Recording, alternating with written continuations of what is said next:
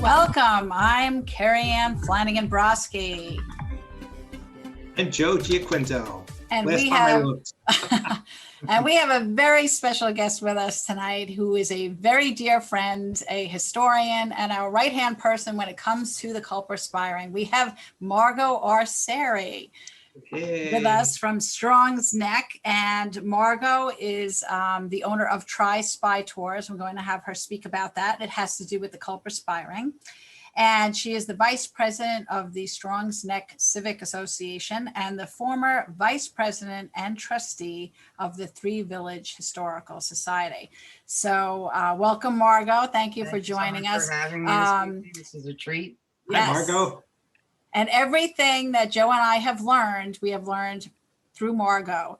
The story of the Culper Spy Ring, many of you may be familiar with it. And, you know, if you saw the series Turn, you've probably learned about a lot of it, although there were some inaccuracies with that. But Joe and I spent a considerable amount of time over the course of all of the books that I've written in Setauket and Strong's Neck. And Margo was great in getting us into these, a lot of these places, which are in private hands. And Margo grew up, right? You grew up in the area, Margo, right? Yes, that's correct. Mm-hmm. So she knows these woods inside and out. And she gave us the ins and outs of all these different places. At the end of the webinar, as we've been doing, we will show you a slideshow of different places, and we'll get Margo's input on some of the things that she's experienced over the years. And as I mentioned, the Culper Spy Ring, it really is in all of my books, okay? The first ghost book, the second, and the third. And it incorporates a lot of different stories. For instance, we gave a webinar on Raynham Hall in the fall, and that goes back to the Townsend family, who were connected to the spies of Setauket and Strong's Neck. So over the years, with the amount of history that we have covered, we realized that there were so many different people and places that were connected. Now, for those of you who know, I have my next book, Haunted Long Island Mysteries, coming out this fall. We are hoping that we will be doing some in-person events. And although I can't give away any secrets on what's in the book right now, unless you join my Facebook page and take part in my Facebook contest, but we have yet another story that has relations to the Culper Spy Ring. So it really is incredible. And there is so much material here that we're actually going to divide it into two different webinars. So tonight we're going to concentrate more on the actual spies, who they were, and where they sort of connected and where they roamed. Next month, we are going to concentrate on a place that's in private hands. It's called Spy Coast Farms. And there's a lot of Indian legends along with stories of the Culper Spy Ring. And, you know, at any point, Margo, if you want to chime in on anything we're saying, please do. Our usual format is to give all of you the history of all of this first, and then we'll go into more of our experiences and some paranormal things, and again, the slideshow. So do you have something that you'd like to add to that, Joe? Yeah, so we'll be doing a part 2 on the spy story because Kerriann, you do have this entire chapter on Spy Coast, as you mentioned, that happens to be the cover on the book, right? Yes, and Ghost 2. Ghost 2. Ghost of Long Island 2, yes. 2. I think for now, though, I think we want to learn about basically the background of the fascinating spy ring and some of, you know, just more of the history and how things evolved. And then we're going to get into specifics. Yeah. I just want to say too, Kerriann, that I do have a few EVPs for tonight from various places connected to. So we'll have some new ones to play too. And I saw you dug up that picture of me in the beginning there too. So yes, I did. Yes, yes, I did. I have a couple more that during the PowerPoint portions. Okay, and we are going to have Margo speak to you towards the end about her tours, because you could actually go to some of the places that Joe and I have been to with Margo. And I actually worked with Margo a couple of years ago when she was first bringing this idea together. to create a pamphlet and a guide. And I think it's an excellent, and it's very popular too, right, Margo? Absolutely, and wonderful writing. So thank you again, Kerriann. You're very welcome. It was a pleasure to work on that with you. Like I said, the three of us have worked together in the past on many things, so it's nice for us to Many have you adventures. here. As I like. Yes, Many adventures. and you'll see pictures of Margo with us tonight. Okay, so let's see. So Joe, why don't you start in, because I pretty much mentioned everything here about Margo. So if you want to start in with a little bit of the history, and then I'll continue from there. Oh, sure. Okay. And I'm very proud of you, Kerriann, for going off script so much, because I was totally lost. You didn't say and what do you think, Joe? So, right. Well, there's always so much information to cover, so it's impossible for us to have it all memorized, obviously. It's true. It's true. All right. Well, it was 1776 when the British, also known as the Redcoats, came to Long Island, where they set up camp for several years. Now, they took over people's homes and businesses, cemeteries, village greens. They set up occupancy pretty much everywhere. I remember, you were talking about Raynham Hall and how they had moved into that, and even at the country house, they occupied the house where Annette was. So, Setauket was no exception. The quiet little town was turned upside down upon the Redcoats' arrival. Now, the Presbyterian Church on Setauket's village green was turned into actually a British fort. And the pews in the church were knocked down to make room for the soldiers' horses as temporary stalls. Can you believe this? While the tombstones in the churchyard were used for barricades. I mean, it's crazy, right? And for those living in the area during these times, life was unbearably difficult. Settlers who were against the British occupancy were called Patriots, and they were the men and women who fought early on for our country and for our freedom. And then on August 22nd, 1777, there were a fleet of Patriot soldiers. I don't know what year it is anymore.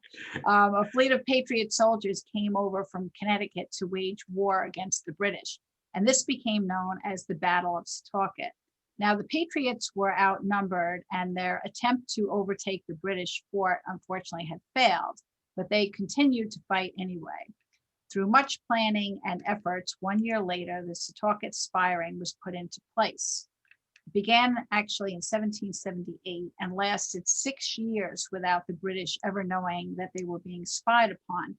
In fact, it was so secret that for years and years, decades later, no one knew about the spy ring until a historian by the name of Morton Pennypacker stumbled across it and broke the code of silence when he published his book, George Washington's Spies on Long Island and in New York, in 1939. So for over 150 years, the story of the spy ring had remained a secret, possibly one that could have been lost to history forever. So it's incredible. It really is. And our story begins with Robert Townsend, a 25-year-old merchant and a patriot of Oyster Bay. For those of you who have read Kerriann's first ghost book, you may remember Mr. Townsend from the story of Raynham Hall. We also did a webinar at Raynham Hall. And I think, Kerriann, you have some of these webinars up for people to see too. Yes. If you missed it. Mm-hmm. Anyway, it was Robert's family who owned the house in Oyster Bay, which also became occupied by the British during the war. It became the British headquarters because the Townsends were Quakers, and so they would bury both American and British soldiers. However, Robert Townsend served his country during the American Revolution by becoming one of General George Washington's chief spies. And he worked under the code name Culper Jr. And with Robert acting as a spy, the Townsends have ultimately betrayed the British. Now, in one story, Robert Townsend disguised himself as a redcoat and made his way to New York City, where he talked with British generals over tea. Afterwards, with his newfound knowledge, he wrote to Washington using invisible ink and told him of their plans.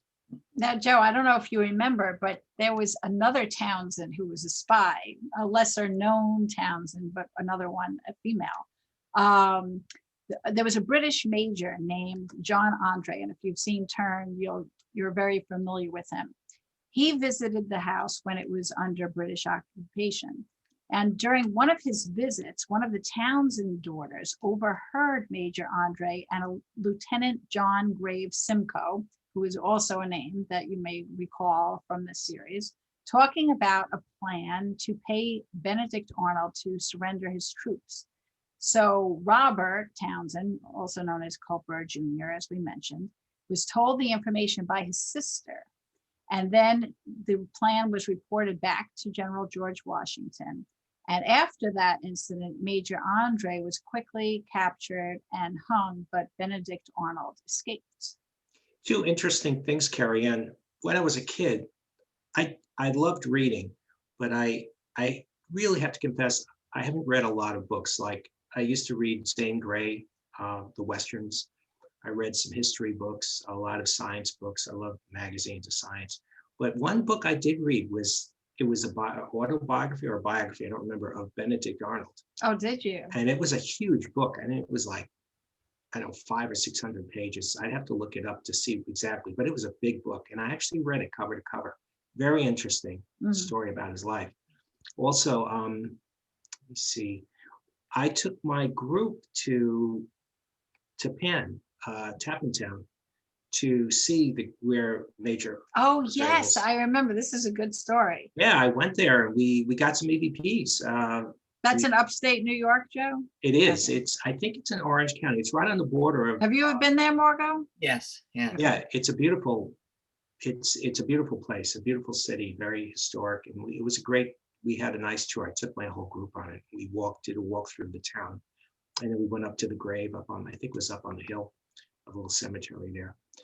Anyway, General George Washington asked his trusted major, Colonel Benjamin Talmadge, of the 2nd Regiment of the Continental Light Dragoons, based in Connecticut, to form a network of spies on Long Island. Now, Talmadge, a Setauket native, crossed Long Island Sound in his whaleboat and called upon some trusted friends. One was Austin Rowe. Kerriann, I think that name is going to be in one of our new things, right? That name sounds familiar. Yeah. A 29-year-old tavern keeper in Setauket. It would be his job to carry messages from the city to the newly formed spy ring in Setauket. He disguised himself as a country merchant, and he rode 55 miles on horseback several days a week from Setauket to the city without getting caught. Meanwhile, during the time spent running the tavern, the British officers and soldiers would come in, from the local garrison. Rowe never gave them a hard time. He went about his work, all along gaining valuable information, which he would then report back to the Continental Army. The messages would be given to Talmadge, who would then deliver them to General George Washington. Now, so that's one of the spies, another spy. But one of the biggest spies is an unlikely fellow by the name of Abraham Woodhall. Now, Woodhall was a direct descendant of Richard Woodhall, who was one of the first settlers in Setauket. And he was short and somewhat introverted 27-year-old farmer who ran his farm between Conscious Bay and Little Bay in Setauket. Is that correct? It's in Setauket, right, Margo? Now, his farm actually became the base for the spy ring operations. And oddly enough, the majority of letters written in the spy ring were from Abraham Woodhall, who traveled back and forth to New York City carrying the messages. His role in the spy ring became so important that he went under the alias name of Samuel Culper Jr. Eventually, when Junior, that's right. Eventually, when Robert Townsend was introduced to the group, he became known as Samuel Culper Jr., right? Well, originally it was just Samuel Culper. Okay.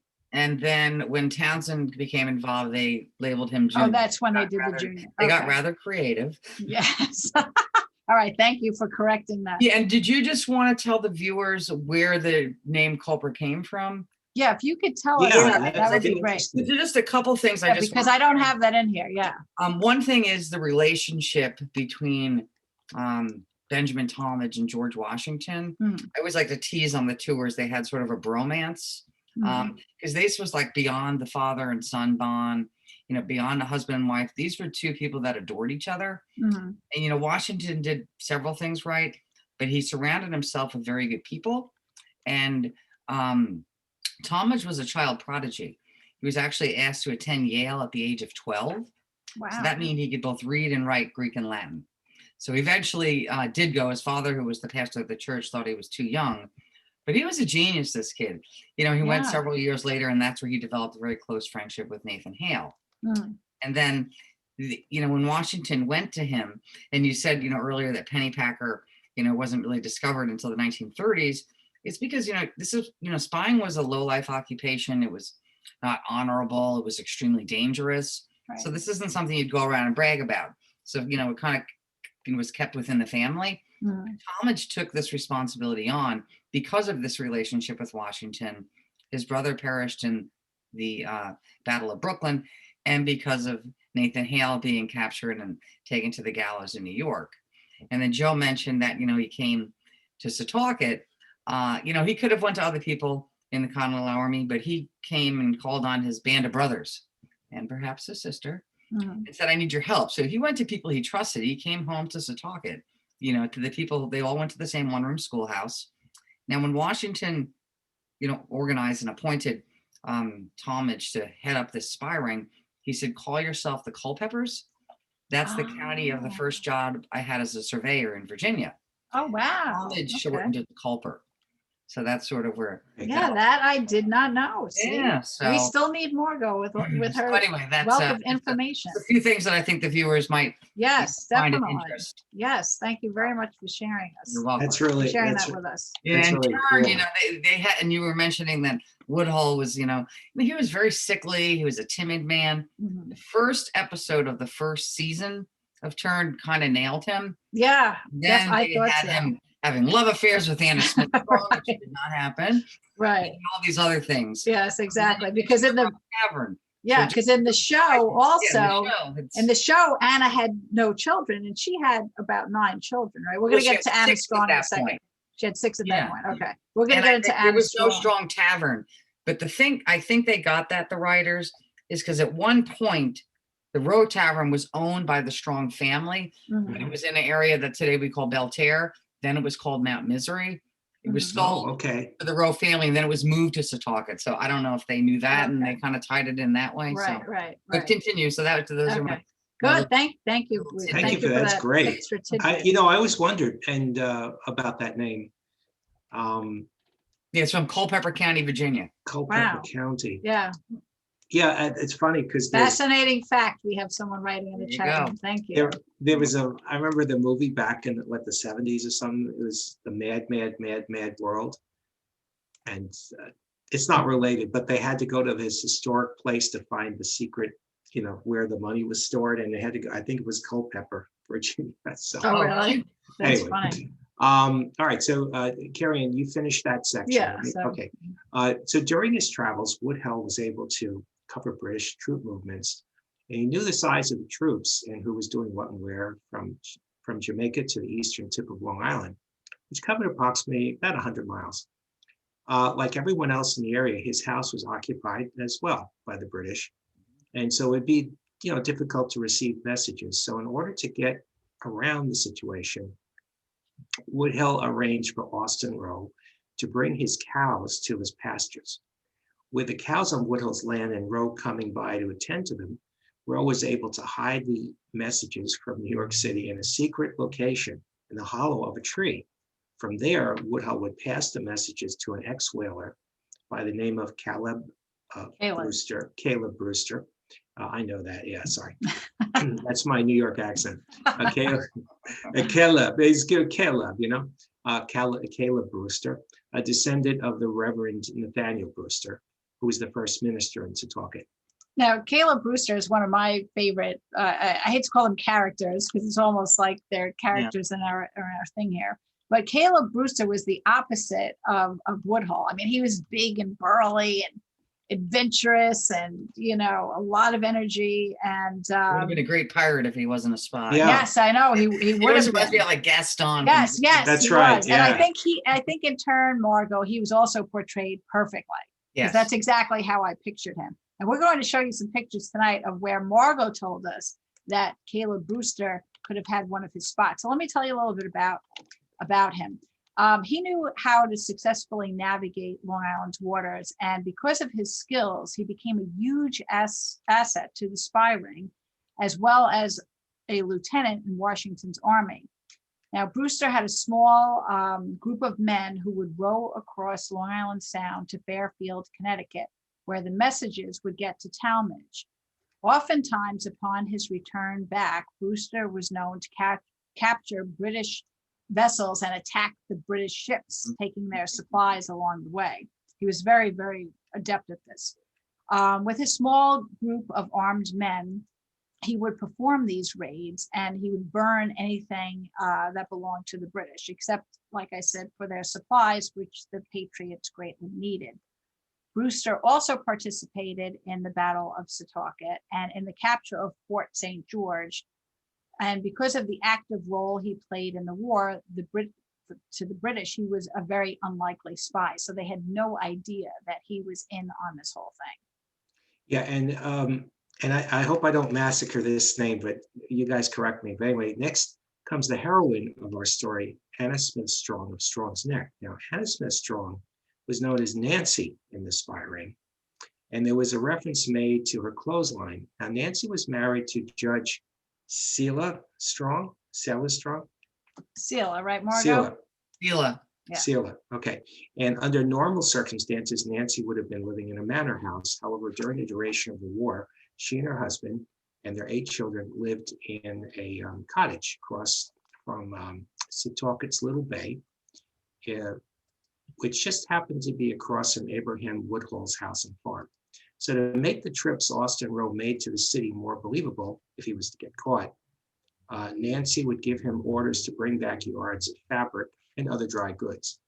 It made sense that a merchant like himself would have to go back and forth to the city to fulfill orders, right? It was a perfect plan. Once the information was obtained, it went to Woodhall, and then it went on to Caleb Brewster, and it was determined that it was not safe for Brewster to keep landing on the same spot, of course, with the boat. They feared, they would soon get caught. So the spy ring created 6 different landing spots for Brewster. However, how would Abraham Woodhall know, when Brewster was in town and what location would be at? Well, as Woodhall pondered this, from the window of his house, he looked across the water and he spotted Nancy's clothesline. Yes, gave him an idea. Gave an idea. And this is a great story. And I think I'm going to have Margo, if you don't mind, sharing this, because she tells it so wonderfully. And we have pictures of the area that we believe that the clothesline. Right. So tell us how that worked, Margo, if you don't mind. So basically, if Anna put a black petticoat up, that would indicate to Woodhall that Brewster was in town. Most petticoats were red at the time, so black would have been unusual. Mm-hmm. And then the number of handkerchiefs hanging throughout the laundry on the line, either 1, 2, 3, 4, 5, or 6, would indicate where they should go meet. Mhm. And so Woodhall would look. She would walk to the other end of the prop of the neck, and she had a complete vista point of the sound and the bays, so she could figure out when she saw Brewster coming through on his whaleboat which direction he was going. And then she'd walk to the other side of the farm and hang the laundry up and the strategic number of handkerchiefs. And then Woodhall and Brewster would meet, and then off Brewster would go across the Long Island Sound, also known as the Devil's Belt, because it was very treacherous and dangerous to travel on. 1 for weather and 2 for British. And then it would, as Joe said, it would land over in Connecticut around Fairfield. And then it would go by horseback. The Dragoons, they called them Talmadge's Dragoons, and they would change every 15 miles or so to a different rider until eventually it got to where Washington was Incredible at the time. Yeah, Incredible. It really is amazing. And the thing is too, with Anna Strong, a lot of people don't realize this, that Anna Strong's husband, and his name was Selah also, correct? Yes. He was on the British prison ship called the Jersey, which was one of the worst. There's actually books just written on this ship. Yeah, it was horrifying. Yeah. I mean, the things that I've read, even in doing research for the new book, I've come across this many times on one of the stories that Joe and I are working on. There were some other Revolutionary War patriots who were on prison ships, and it was just horrible conditions. I mean, they packed thousands of people. They were naked. They had no food. People would die. They'd be sick. It was really awful. But Anna actually went on and pleaded with the British, correct, Margo? And then Yeah, she pleaded actually to her Tory relatives, Mhm. her Uncle Gilbert, and through money and food in exchange, they were actually able to get Sila released, but he wasn't allowed to come back to Long Island. Mhm. It was occupied, so he Mhm. went to Connecticut. Okay, yeah, because that's what I mean, I know, Joe, you were going to talk about this a little bit, but some of the Mhm. diseases that were on the boat were smallpox and yellow fever. And she risked her own life to go across and to try to do this. And they granted her wish, correct, with a boatload of food. Mhm. And she left her children behind and she wrote, I mean, it was really very, very heroic. So that's why we like to talk about Anna Smith Strong. And one of our people on the chat have actually asked Margo where that cemetery is. So if you wanted to tell us about that There's Anna's cemetery, we grave have, right there. and we have some photos of it also. So Margo, you want to tell us a little bit about that? Yeah, well, I have to give you a little background of the neck. It was once occupied by the Setauket Indians, and the chief sat here. They called it Minnesota. In the Algonquin language they spoke, that meant the royal residence. Mhm. Then when the early settlers came, they called it Ye Little Neck. And then William Tangier Smith was giving a land patent, and part of the patent of land was for this northern section. They called it St. George's Manor. And then they had a large tract of land on the South Shore, which Kerriann mentioned earlier, the Battle of St. George. That was the Smiths' home. It was called the Manor of St. George. It's actually still owned by the Smith family. And the Smiths fell on hard times, and they sold this northern section after the Revolutionary War to the Strongs. So it is known as St. George's Manor Cemetery. It is a private cemetery. It's still owned by the Strong family, and only Smiths or Strongs can be buried there. But there is one person who is neither a Smith or a Strong, Kate Wheelerstrong. She was a great great granddaughter of Anna Smith Strong, and she was an historian. She was incredible. I met her as a young person. She lived till she was 98 years old. She was blind the last 40 years of her life. She used to write these short stories for the Long Island Forum called The True Tales of the Early Days on Long Island. And one of them was about Nancy and her magic clothesline. So Barbara M. Russell, the Brookhaven town historian, when I started doing the tours, was quoted in the paper and said, "Lucky is the child who hears the story from an elder and cherishes it for life." Because I'm that child. So here I am, 7 years old, hearing from Anna Smith Strong's great great great granddaughter about a magic clothesline. I was like, oh, this is awesome. So it stuck, and obviously it's still a very big passion for me today. And she was also a Sunday school teacher at the Stony Brook School, and one of the young fellas, this gentleman by the name of Michael Fanstone, he became very ill. It was during the war, and he passed away, and his family couldn't afford to send his body back to England. So she offered to, let him stay for the interim in the family cemetery. And I always like to tell that story when we walk into the cemetery, because you guys have been here. I mean, it's such a peaceful place. Mhm. It has an incredible energy. It's right on the water.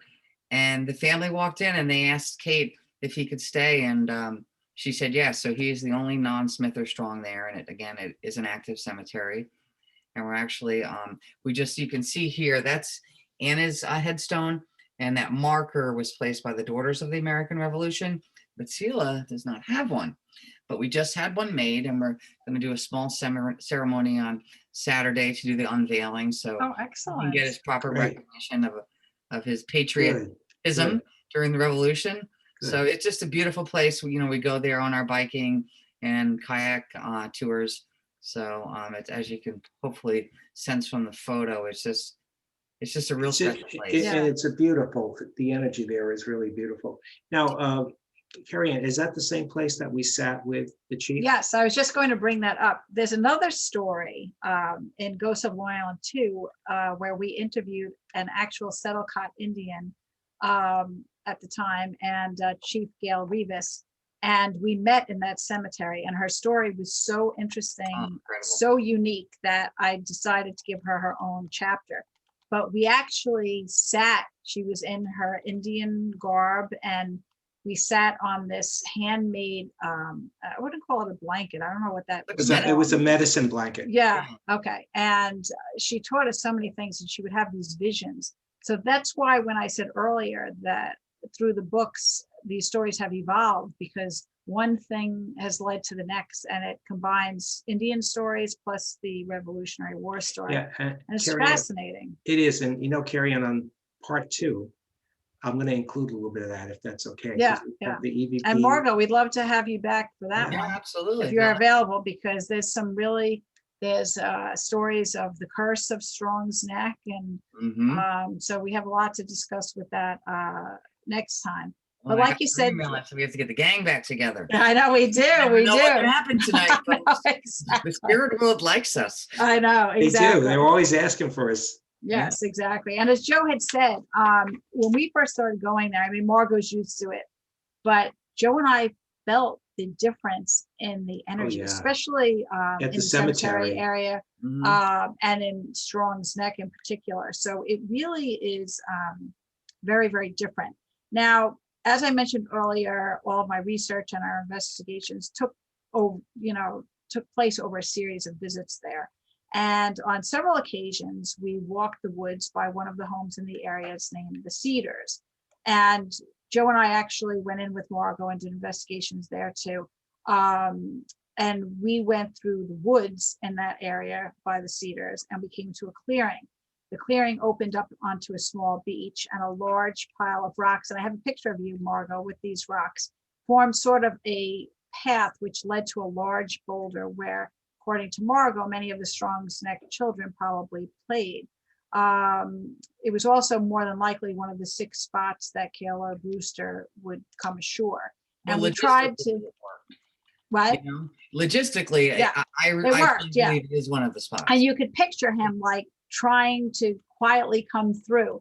And I mean, like I said, we could be here for a couple of nights talking about these things, but the Cedars, basically, could you tell us very briefly, because it was Kate Wheelerstrong that lives in the Cedars as well.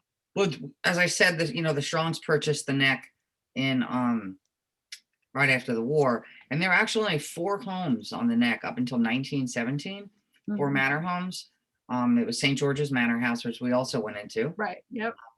And then there was that was built by Wheelerstrong, so that's Wheelerstrong's great grandson, and then he built a home for his children right across the way, and it's a mini replica of the manor house, and it's called the Cedars. Right. And that's where Kate lived.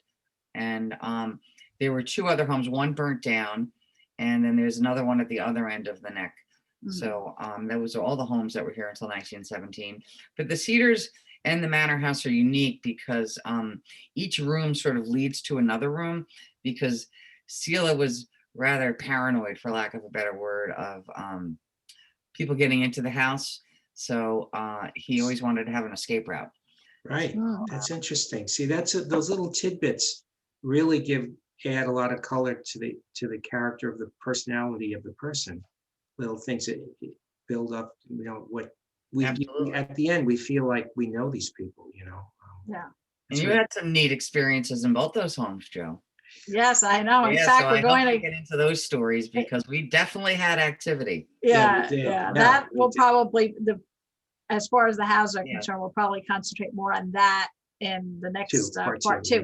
But Joe, why don't you tell us a little bit about when we went there to Strong's Neck with Margo in November of 2007, and describe what kind of day it was. And you'll see pictures of this. Yeah, date like today. Yeah, this was the 3 of us, right? Yes, it was the 3 of us. Yeah, so we went back there in 2007, as Kerriann mentioned. The day was cold and rainy.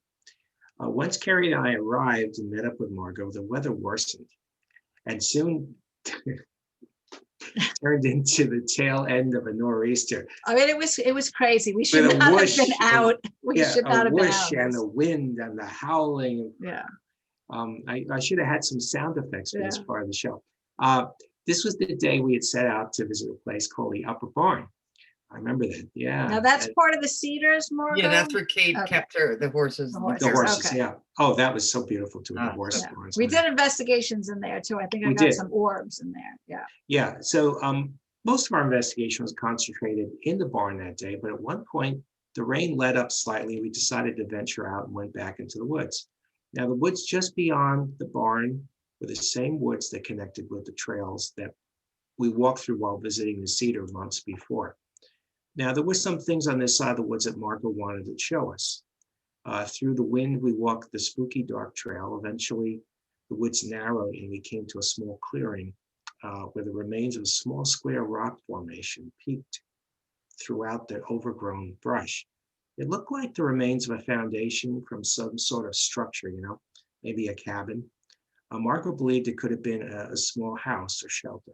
And we have photos of this to show you tonight from that day. Now, I took a lot of photos in the area and I later found 4 orbs. I don't have a picture of that. They were very faint, but I did have very faint pictures of orbs. They weren't as bright because of the weather conditions that we were filming in.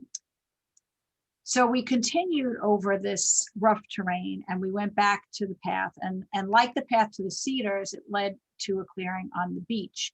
We stayed there only a moment because the winds were really picking up and it was getting crazy.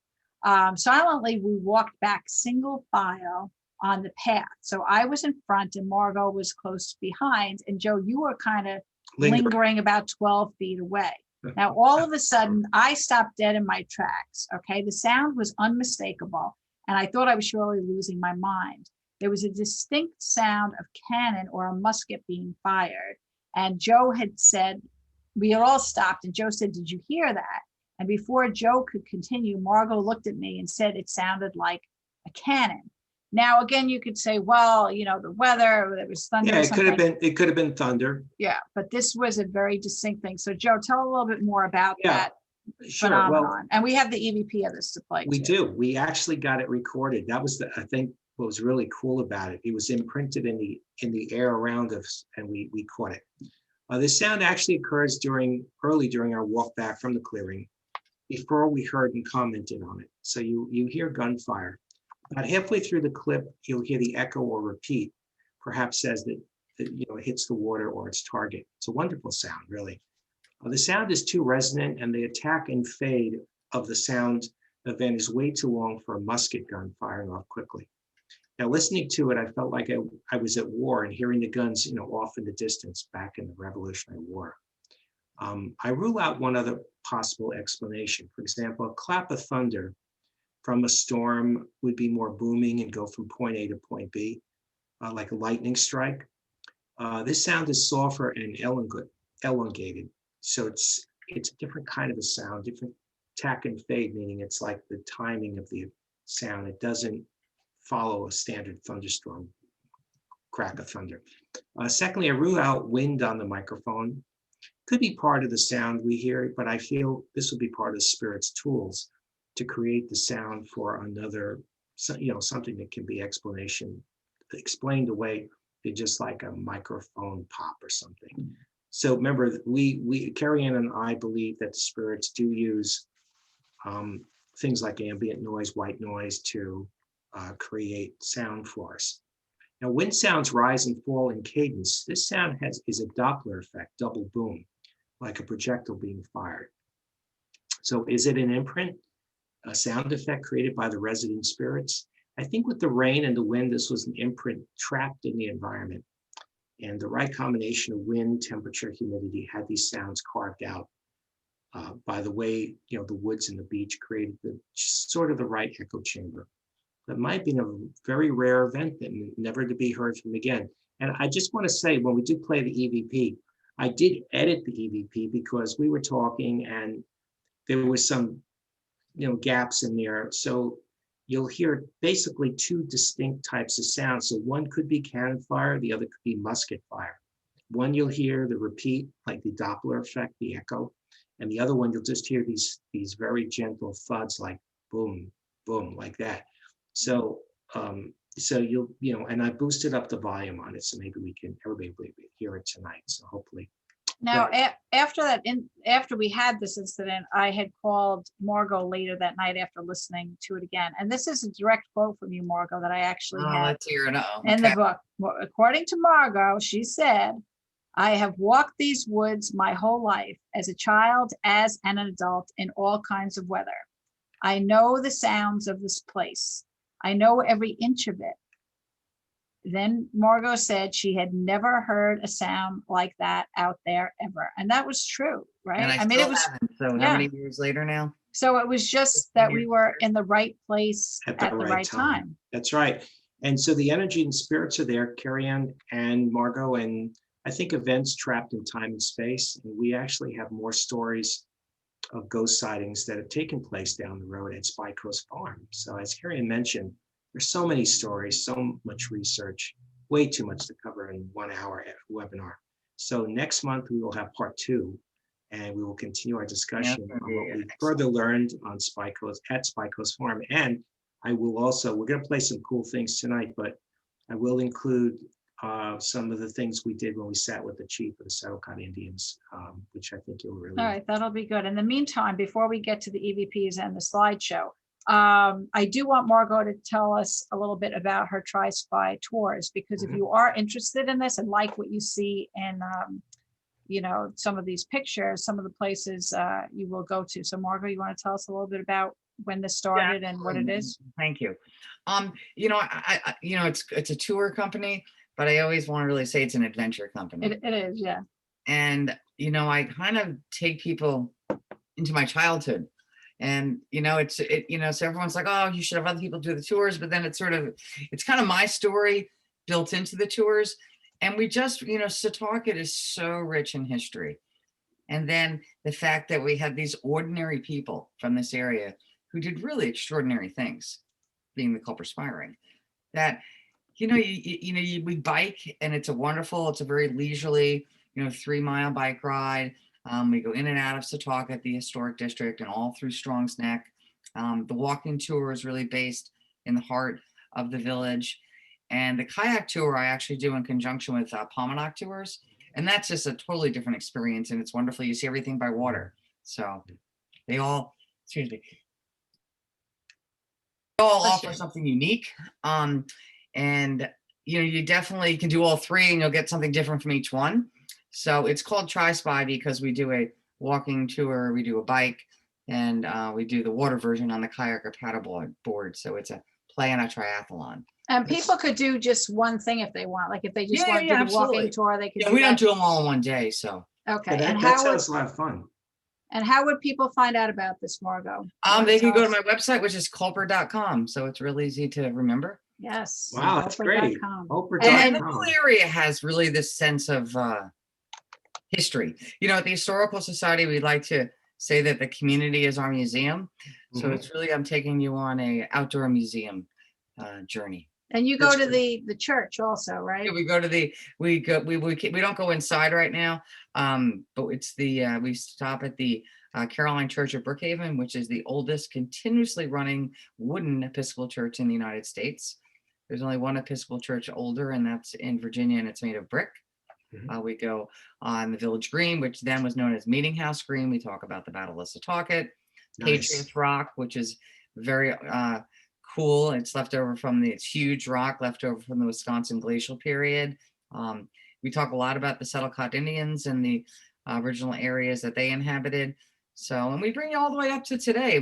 We talk about the Melville family, and they're, few places, if any, in the United States have benefited from the philanthropy of one family more than this area has. So we talk about the development of Stony Brook Village and Stony Brook University and the Frank Melville Memorial Park, which we walk all through there, which is right where Abraham Woodhall's farm used to be. So it's really beautiful. And, I kind of start at the beginning of the history of the area when it was settled by the inhabitants were the Setauket Indians. A large bulk of the tour is about the Spy Ring. But again, we take it to today because there's just so much to continually be added to the history of the community. So I think you would enjoy it. If you've never been to Setauket, people it's really beautiful here and they fall in love a little bit. So you'll It's a beautiful place. And, It and is. like I said, Margo is just, you could listen to her for hours. Oh, She's she's- a wealth of information. You And are when right. do the You were tours last. start? Tour lasts about 2 hours. Okay. Okay, and then when will that, are they active We're now? doing just private starting? tours right now because of COVID. Okay, We're hoping maybe in July we'll see if we can open them up again. okay, but for now they're private tours, Yeah. so definitely, Get a you group know, of you together, and you'll have to sign a COVID waiver and things like that. Right. right. Perfect. Days Good. we're living in right now, unfortunately. Yeah, I know, everything's challenging. Yeah. So at this point, Joe, do you want to do the EVPs first, or the I'll photos? do the photos so people have a sense of when we play Okay, the and then Margo chime in on any of these photos too, so. Yeah, and yeah, Margo, if you want to, Absolutely. yeah, I just want to say, by the way, just to make a note, and it might have been one of us that did this, maybe you, Margo, but right when Kerriann handed the microphone to you to talk about your tours, I heard knock, knock, a double knock, which is spirit rap. So here, bump, bump. So guys, anyone that's listening to this webinar, when Kerriann uploads it to replay it for the people who want to see it on YouTube, right when she's introduced, you'll hear someone knock twice on wood. So Oh, okay, I didn't even Yeah. hear that. yeah, Well, welcome, whoever's here. Yeah. All right. Let's see if I can share this PowerPoint. We'll get it started. Here we go. Ready? You guys see that? Okay, so Mhm. again, the upper barn, Margo, this was where Kate Wheeler had her horses, correct? And this is also known to have some ghosts, correct? Correct. It looks also ghostly. featured in Kate's True Tales of the Early Days on Long Island. And what have you heard about as far as ghosts in this place? Well, I mean, again, it's not so much what you hear, it's what you feel. Mhm. And, Right. it just has a sense of the past and the history. And you just never feel when you're walking these grounds and around this whole area that you're alone. Well, I'm Right. glad you brought that up, because there was a time, Margo was taking us around on a golf cart, and Mhm. then we would get to a point that we'd leave that and we would walk. There was a distinct time that we were walking, and I think Margo and Joe were in front of me, and I was sort of behind them because I was Right. stopping to take pictures. And I tell you, I could not believe, I felt like two children were running up behind me, following me. And you know how kids do that, and then you turn around and then they disappear, they run off to the side. I felt that time and time again, like I was being followed. And that happened many times, not just with children, just the feeling of being followed in this area. I still feel that today. Yeah. Sometimes I feel it's the Native Americans, Hmm. we've had instances over where I am with that. So Yes. again, the whole peninsula of Strong's Neck is. Yeah, and we'll get to that, when we get to the Spy Coast. That's why I would love for you to share some of your stories when we do that one. So here's a picture of Joe with, asking the spirits questions on his recorder for EVPs. All right, so here's the Cedars now, and you can see how close it is to the water. Yeah. And Kate Wheelerstrong lived in the house, and this was modeled after St. George's Manor. It's just a mini version The of it. mini version. Right. It's a beautiful Right. house. It's interesting too. And I don't know, Margo, I don't know if that's an special architecture. It's just the way it was built, but to see the dormers to be going out in two different directions. Usually you see them in the front of the house, but this one has them in all four corners, almost like the 4 points of a Yeah, that compass. is interesting. Yeah, and the Manor House also has that St. George's Manor. Mhm. Mhm. And we did a whole separate investigation in here too. Like I said, it could go on and on, but this is at least a view of the Cedars. And here you could see one of the paths that lead, this is behind the Cedars, that lead to the water. Beautiful, just beautiful over there. And so this would be an obvious point also, right? That where Caleb Brewster possibly could have come in from, Margo. Yeah, because if you're looking at the photo to the left, you're heading towards Port Jefferson Harbor, Okay. and the entrance from the Long Island Sound is right there. Mhm. And then if you went into the right, you'd head into a body of water called Little Bay, and that's actually where Anna lived in the Manor House, and then she was forced to live in the cottage, as you said, when the British occupied her home. And that's where Abraham Woodhall's farm was, right across the way. Right, and that burned This would down make though, right? sense. over the years. Abraham Woodhall's house burned down, I think, in the 1970s. Yep. All right. Yeah. Look at I don't, Joe. Kerriann, I love this picture. This is the first time I've seen this picture. Yeah. Well, This here, one's gonna go on my flyers. I'll tell here's you. Joe. Now, there's a couple of interesting things in here. First of all, this is the foundation that Margo Yeah. wanted us to see. But now I could never explain this black shadow. circle. It was Yeah. a shadow. Yeah. Now look at the size of that shadow. So it was raining. It was a Okay. day like today, really. Yeah, exactly. So there is nothing that could have caused the shadow that large. No, and it doesn't have any shape like something recognizable. For example, if you were taking a photo of me, it wouldn't look like that shape. No. But this is very, Yeah. very spiritual. Is definitely some energy. But this definitely looks like a foundation to some sort of an older structure. Yeah, it does. Interesting. Here's another view of it. Yeah. And here's Margo and Joe out there, listening for EVPs. See, we did all kinds of things to Margo, dragging her out in the storm. I tell you, she looks right. It was cold out there, right? We were freezing. Oh, then I had that scarf I wrapped around my. Right. I see that you were smart. Everybody else, I didn't have a hat or anything. Now, what's this? This is also the structure. So you can see how it goes around. Like it's almost like the middle Yeah. part is missing. Yeah. And here's another, you could see a distinct path going down. Beautiful. That's a good shot. I have like a million pictures of all these paths. I was So that if you see all the way in the background there, that's Belterre, present day Belterre. Oh, okay. Okay. That's the. Yeah, Yeah. that's the cedars, I think, from the clearing. I took it from the Yes. clearing looking Yeah. up. All right, so now here we are in the cemetery. Oh, you've come to visit me. Yes, there we go. Now the clothesline, that would have been, was it here? Yeah, so basically if you see that stick in the foreground that's kind of sticking up, Yeah. Mhm. Mhm. go straight to the water from there. There's like 3 trees grouped together. Yep, Kerriann, and there's that one on the right there. Right, okay, You go across Little Bay, that's Abraham Woodhull's farm. okay. the And we ancient had farm. a question, I seem to have lost it. Someone had asked about Anna Smithstrong's house. So was that over here then at some point?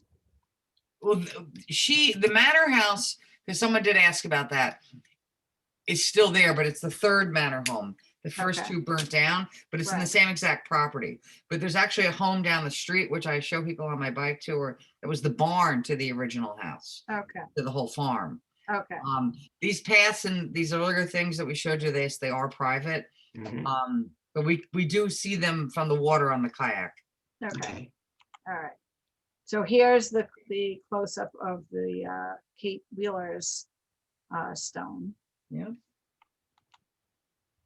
And here's where Margo is, so Hey, you can and see. Margo, look how Yeah, you moved hey. from there to there. And it's kind of neat. So Anna's the one on the right here. Mhm. And certainly the people from Turn came to visit because 2 of the episodes were called, one was Eternity How Long, and the other one was Time How Short, and that's on either side of her grave. Oh, I On the didn't left know side, it says that. Eternity How Wow. Long, and on the right side it says Time How Short. And that was the name of the episode. Yeah. And Wow, then I Sheila, did not interesting know. enough, was born on Christmas Day, and he died on the 4th of July. So there's Wow. Wow, other that is amazing. rather famous Revolutionary War gentleman Yeah, also that's died on the 4th of amazing. July within hours of each other. So if anybody wants to type the little answer in the Q&A, I'm sure if anybody out there's a Rev Oh. War buff, but so there's 2 All other right. famous people from the Revolutionary War who both passed away on the 4th of July. Oh, really? All right. I hope you reveal that soon because I don't even know who that is. Remember that dog that day? See the dog? Yeah, you know what? I was looking. Yeah. Is that a dog in that corner? Because I Yeah. didn't notice that until now. It looks giant. So this section here, this is the, and again, we go here on our tour. This is the original part of the cemetery, and these are all Smiths. Okay. So, And this is again where those line of trees are. It would have been around there, and Abraham Woodhall's house was across from there. we have a correct answer on the Oh, 4th what of is it? July. Thomas Jefferson and John Adams. Really? They died on July 4th? Yeah. I had no So idea. thank you to whomever that was. Correct. Wow. That's amazing. Yeah. Look at this, it's beautiful. Yeah, so this is another, you could see how many times we were there because now it's more plush. Yeah, yeah. I Is guess this where we heard the cannon fire? No, No, we heard it more in the woods. in Yeah. the woods, yeah. Okay, here's that rock formation, right, Margo? I mean, do you know anything more about this or why? The Strongs put this up. There's many pictures of Kate playing on that rock. Mhm. So it's actually an underwater stream, like an aquifer that comes out right near here. I think I have a picture of you on the slideshow with the ghost meter. Oh, here's me. Oh, there's me with the ghost meter. Yeah, this might be Spy Coast Yeah, it Farm. is Spy You're Coast. right. Yeah. Okay. This is save that for next month. All right, here's Margo. Oh yeah, getting in on the fun. Yeah, you like that ghost meter. Margo liked working the ghost meter. Here we have Bruce Adams saying they died 50 years after the Declaration of Independence in 1826. Amazing. Thank you, Bruce. And I was happy to see you, Bruce, on our list of participants tonight. So thank you. That's just another view of the theaters. So lush. Yeah. Oh, that picture. What happened? I was young. We all were young. Oh my God. Exactly. So see, you still have that ghost meter. Oh, this was the day of the storm then. Okay, I don't even remember this. That's picture. in front of the upper barn. Oh, okay. Yeah. All right. All right. So So here we St. are. George's Manor Cemetery. So now you could see some more information about that. Another view. This has more of a spooky look to it. Yeah. And here's the close-up of what Margo was telling us, donated by the DAR. I'm glad you're getting one for Sela. Yes, me too. And here's the entrance to it. So you could see that the stones are all the way set back. It's just very serene when you go there. You can, even this picture, you can feel the energy. It's just very comforting. Okay, so that concludes the PowerPoint for the photos. Like I said, we're going to show you a lot more next month when we have the continuation on Spy Coast Farm, which is very interesting. Okay, so now some EVPs. We'll do the EVPs. Yeah. Yeah. Okay, so I'll have to narrate these because there's very little. I just have a couple of. And again, this was before we started working with the Ghost Box. Margo, I wish we had stuff that we could show you with the Ghost Box because you would have loved that. If we had the Ghost Box back in the day, we get a lot of good information from the other side, and you'll definitely see it. You'll definitely see it in the new book. Yeah. So, okay, so this is actually from one of the sessions I did with the group at Raynham Hall, and the reason I put this one here is because it's Robert Townsend talking. This is was that who banged? Did you hear that? I put my water down. It could have been do that again. Do that. That was what the other sound was. No, that's not the same sound. Different sound. It was knocked. I was tap tap like that. It might have been your glass, but still. But that's the same sound I heard of. So maybe it was you. Okay, so I had my laptop and we were there investigating Raynham Hall, and you hear Robert say, and I know this is Robert because he always sounds the same.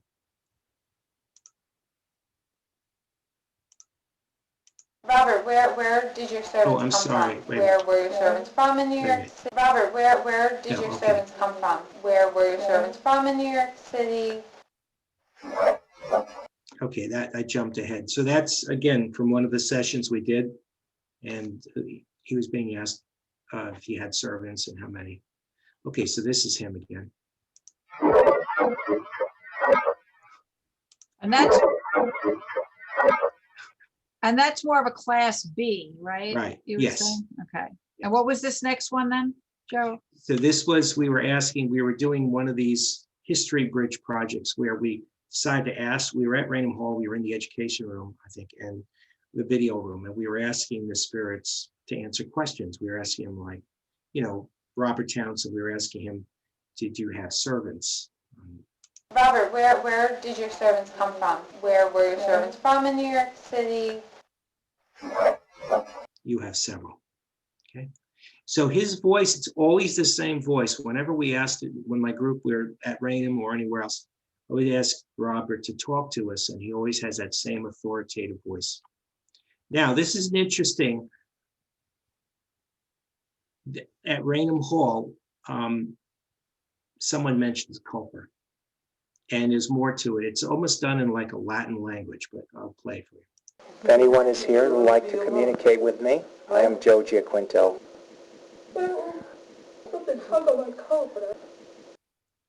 It sounds almost Latin, something habita. But is that the female voice saying that? It's that a female voice. So that was Yes. not someone in your group then? No, I'll play it that again. again. If anyone is here who would like to communicate with me, I am Joe Giaquinto. Yeah, and the spirit identifies as, she goes AO, which is, it's like in another language. Maybe she was someone who worked there, but she's speaking in maybe a Spanish language or something. But anyway, if you listen carefully when I say, is anyone here, you'll hear someone, you hear someone say, I want to be left alone. Listen carefully to this. If anyone is here who would like to communicate with me, I am Joe Giaquinto. Yeah, I heard it. Now, I think that's the very first EVP maybe that I got when I walked into Raynham Hall very first time. Did everyone hear those two in that? They're these are class. Right, so they're harder to hear. Yeah, they're hard to hear. Okay, this was Kerriann. Remember this one? We had an EVP. It might have been at the Cedars, or where you asked the question. Where was it? St. George's Manor. St. George's Manor, and I forget who the fellow's name was, but he answered. You asked him about ghostly activity or something, and he said no. And the spirit, right before he said that, the spirit says yes. Yes, because that was the house, Joe, when we did, if you watched the one on ghosts of inanimate objects, he was the one with the haunted clock. That's right. Yep. That's right. So this I'll is play Jack this. Strong. Okay. Jack Strong, that's right. Have you ever found anything related to the Indians on the property? Yes. No, not really. So you hear a yes. Yeah, so I was asking if there was any Native American activity. No, not really. I find it funny. What was that again, Margo? I'm sorry. The lead up to this is that we were speaking about the Setauket Indians. Mhm. That Strong's Neck was once, obviously the residence of the chief. And then I was asking Jack Strong if he ever had any, activity with the Native Americans. And then if you want to play it again. Sure. Have you ever found anything related to the Indians on the property? No, not really. Oh, I remember this conversation now. Okay. Thank you. Yeah, it's Margo. interesting too. Thank you, Margo. The tone of the spirit talking also is a very different dialect. It's like an old, like very low key. Okay, this one, I don't know, Kerriann, if you ever heard this one, but I think we were with Lisa. It was at Okay, Spy so that might Coast. have been Spy Coast. Spy Coast, and you hear the CP says, Or Joseph. it could have been the Cedars, because we were with Lisa and the Cedars. Oh, true. Yeah. He's Joseph, you've had you fun. So. Actually, hang on a second. I just heard some voices. And I comment, I heard voices, and this Right, right. voices I heard. Actually, hang on a second. I just heard some voices. All right. It's amazing that you had heard it. So I Yeah, love- that happens a lot though. And now, we, in the new book, there's a couple places where I had the camera going or the recorder, and I heard something and you turned to me and said, yeah, I heard that too. Right. So, Now, the thing before you play this, Yeah, go you ahead. could definitely hear it, but because Joe, he was just walking and happened to have his recorder on at the time, we heard it louder than this. Okay, so it was incredible. All right, go ahead, Joe. yeah, and I just want to say, we don't know if even this is what we heard, they might have done a second rendition of it for us on the recorder. Because some people feel that when you have an EVP, either you hear it or it's recorded. You can't have both, which I don't agree with. But anyway, so this is a compilation of a minute or so of this sound where I spliced them together. So you'll hear what may be cannon or musket fire or both. So here we go. I'll play it a couple times.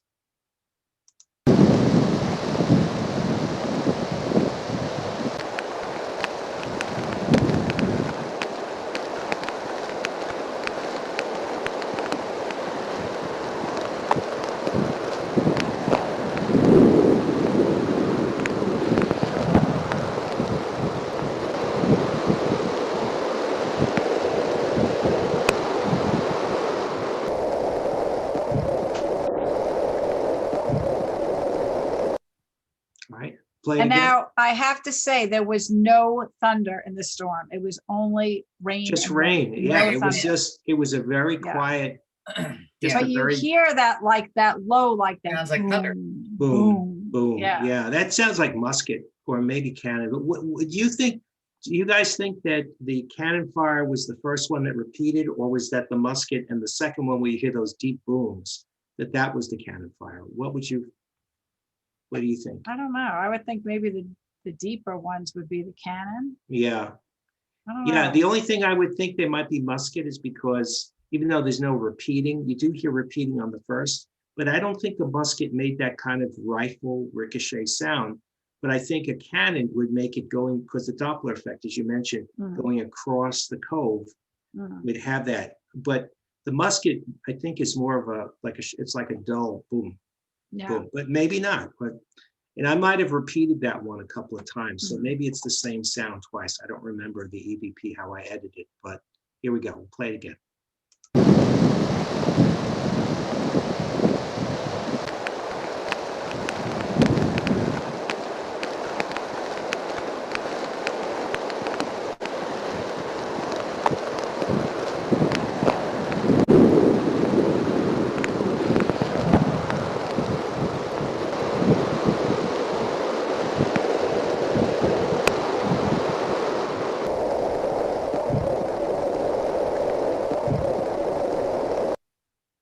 Yeah, especially the last one, you hear that boom, boom. And again, this is not thunder because there's no way that I would have been in the woods in a thunder and lightning storm. So I can guarantee it's not that. So you really get the sense, and it's taking me back there now, that it was a battle going on. Yeah. Yeah. You know? And again, I just want to be clear that the second sound, it may be the same sound. I might have repeated it so people could hear it. Right. But there was more to it, but those were the clearest ones. Yeah, and it was just, as we've discussed in other webinars, that it's being in the right place at the right time it's and under certain atmospheric conditions to cause this phenomenon. Okay. It could be trapped sound, you know. Right, and I don't have it tonight, but a perfect example of that is when I took my group to Teddy Roosevelt's house. Is that Sagitos? No. Sagamore Hill. Sagamore House. Thank you, Sagamore. We had a couple experiences. I had one of my double beat with the car horn thing, with the humorous thing there. But when we were in the house, and the ranger was giving us a tour, he was talking about Teddy Roosevelt's gun room. You hear a pistol being fired off. Clear as a bell. Oh, really? Clear as a bell. I'll have to cue that up. Maybe I can get that first for next week, even though it's not related to what we're doing. Right. It'd be interesting to talk, just because it makes the point you were saying, you know, about being in the right place, the right time, with the stem printed sound. So, and did we had another question? Did you answer that one, Margo? I think someone was asking if Robert Townsend ever came through revealing the identity of Agent 355. It'd be interesting to ask that question on the ghost box. I have my own theory. But what's your theory? What is your theory? Yeah, tell. Well, 355, and you know, Benjamin Talmadge devised a code. It was known as Talmadge's code. You know, Washington 711 was Washington. You know, and 355 meant lady. So I do believe that there might have been several 355. But there is a correspondence through the British that a certain 355 comes by way of Setauket with Brewster. So I in my heart, I think Anna Smith Strong, but I think there could have been several because it was the term used for lady. So, and there's always the other thing I want to point out. There's always a joke that, oh, Washington slept everywhere. You'll see these signs all throughout Long Island now, the Washington Spy Trail, and the different places where Washington slept. He made his tour of Long Island after the war and stayed at several places, the Row Inn, just to name one. But there were auxiliary spies. So, you had the Culper Spy Ring, but then you had these little, auxiliaries that went off of that to really make it work effectively. I mean, there were other spy rings, but that was really the Culpers was really known as the code of excellence in terms that they were pretty much correct all the time. So there could have been other 355s, in these auxiliary groups. And I think an interesting thing to look at as an historian is these places that Washington slept and he visited on his farewell tour of Long Island. So just my own. Yeah, and we had that at Sag the Coast Manor. That was one of our webinars where George Washington slept. Yeah, and I want to, Kerriann, we had talked about this a couple of times. Remember I told about when I moved to where I live now, there's a house that turns out to be right next door to me. That it was where he rested on his tour. Oh, I remember you mentioning that. Remember that one? Yeah, and I found out where it was. There was no address. Somebody mentioned it in some article somewhere. Right. And there was a picture of it that had the number of the house. And it turns out it's right next door. Right. It's like across, it's right next to CVS where I live. Yeah. So maybe we should look into that one sometime. Well, in this last book, everywhere we went, there was something having to do with George Washington. And I always ask that question at the end, which you can't really say. George Washington. Is George Washington with us? Yes, we have a couple of questions again. We have Sarah wants to know, Margo, are you familiar with Jonas Hawkins? Not particularly. Is this the Jonas Hawkins who was captured by the Indians? Yeah, because I'm not too Zachariah Hawkins. We've dealt with a lot of Hawkins, with the Mount stories and stuff. They say he was a Revolutionary War spy, in Stony Brook.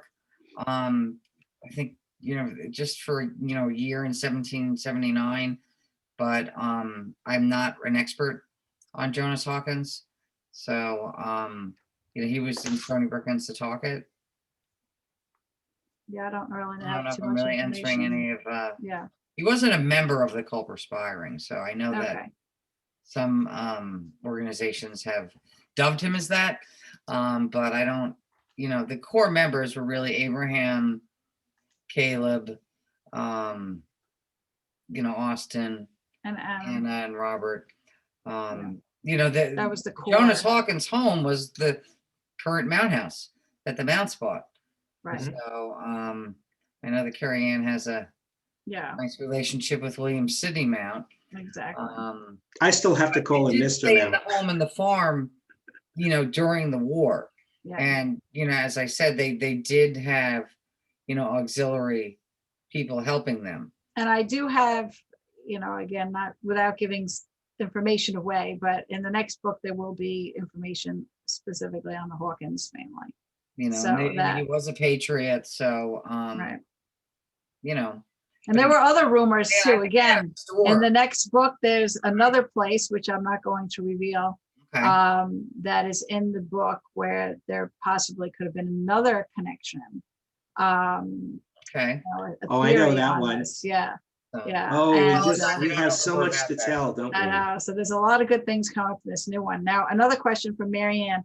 I'm trying to figure out what she's saying. Robert Townsend was very depressed after her capture. I was wondering if any information ever came through about her. Who are we talking about then? With whose capture? So if you could just clarify that, Marianne, for us. About Agent 355. So you believe too that she was a woman. So It could be Anna. Okay, yes. All right. So no, for us personally, since we didn't have that information back when we were asking questions, we don't. Again, I would love for us to be able to go back. You know, we should plan this, Margo, that we go back with the ghost box at some point, because then we could ask specific questions like that and get it hopefully in live time. Right.